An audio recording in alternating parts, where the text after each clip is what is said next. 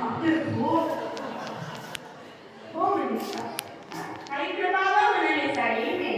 बाबाची म्हातारी साडी झाली असत म्हातारी झाली असत साडी बाबाची तिची साडी ती पण म्हातारी झाली असत नाही का तरी बी म्हणतात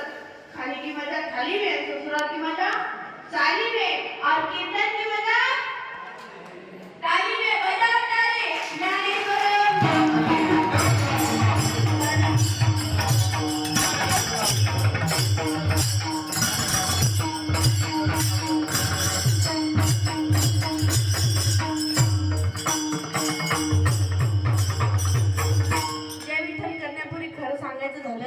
हे बघा 10:30ला कीर्तन सेवा संपायला पाहिजे होती पण 10 मिनिटं इकडे तिकडे काय होतं मग त्याला लगेच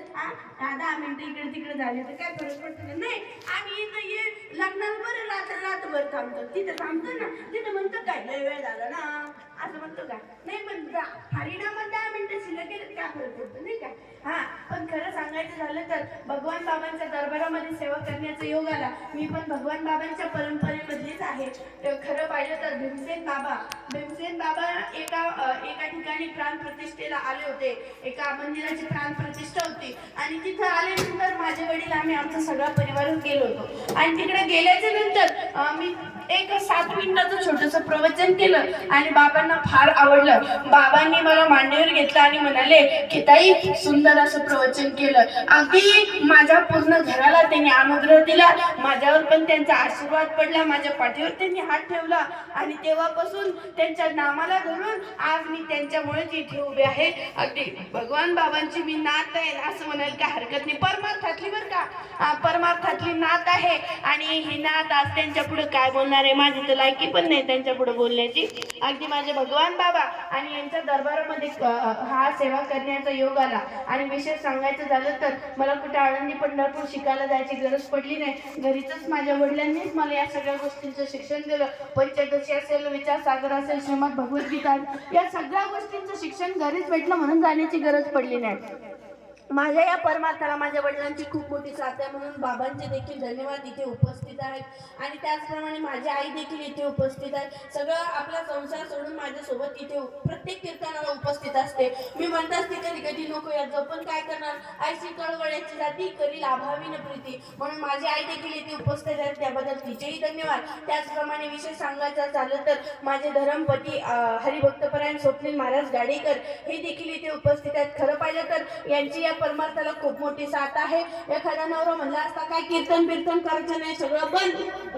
तर महाराज मी वयाच्या 3.5 वर्षापासून या परमार्थामध्ये आहे आणि अचानक जर बंद झालं असतं तर अगदी जिवंतपणे मेल्यासारखं झालं असतं म्हणून माझे स्वामी सुद्धा मला या कार्यक्रमाला साथ देतात म्हणून माझ्या महाराजांचे देखील धन्यवाद आणि शेवायला इथेच पूर्ण विराम चालना घ्यायची ना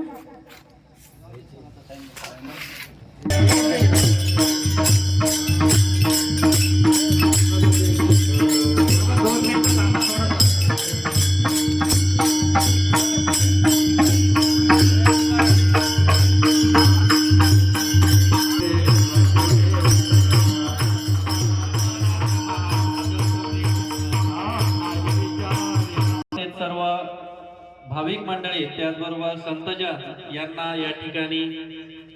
नमन करतो आज काल मी सांगितल्याप्रमाणे अगदी वेळात वेळ काढून छकुलीताई नावाप्रमाणेच बोल आणि बोलाप्रमाणेच अध्यात्म आणि त्या सर्वांची गोडी आवड आपल्याला या ठिकाणी 2.5 तासापासून त्यांच्या श्रीमुखातून या ठिकाणी भगवान बाबाच्या कृपेनं या ठिकाणी वधून घेतलेले अतिशय सुश्राव्य अशा प्रकारे सांगितलेलं आहे मी ताईचं आमच्या गारगुंडी भजनी मंडळ असेल गारगुंडी समस्त गावकरी मंडळी असेल या सर्वांच्या वतीनं त्यांचे या ठिकाणी शतशः आभार मानतो आणि भविष्यातही